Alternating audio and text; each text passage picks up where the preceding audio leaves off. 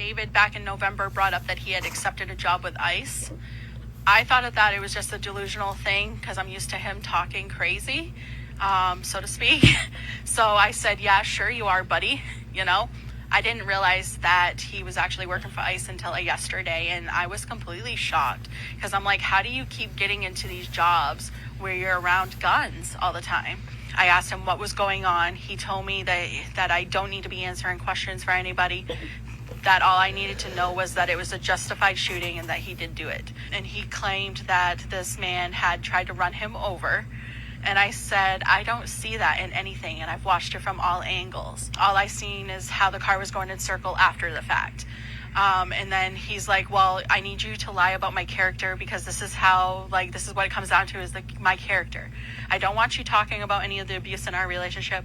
This is literally about me, actually. I told him that I was not going to lie for him, that I've waited years to speak my truth. I've been silenced long enough, and now I need to come out with everything because a man lost his life. It was abuse, not only to me, but to our daughter.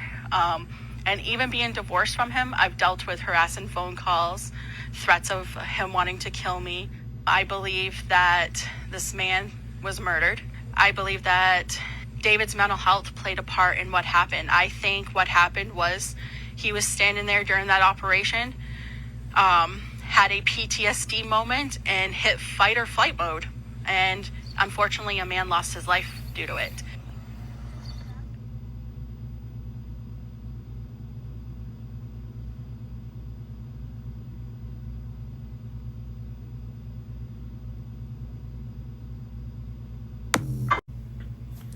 This is what happens when you combine an administration with an extraordinarily racist point of view towards anybody not white, a diminishing of standards when it comes to hiring people for these positions, ICE agents. There appears to be no training whatsoever and no qualification benchmarks that need to be met. Basically, right now, it appears as if ICE is saying, if you can see lightning and hear thunder, you're good. You strap your boots on, it's time to go.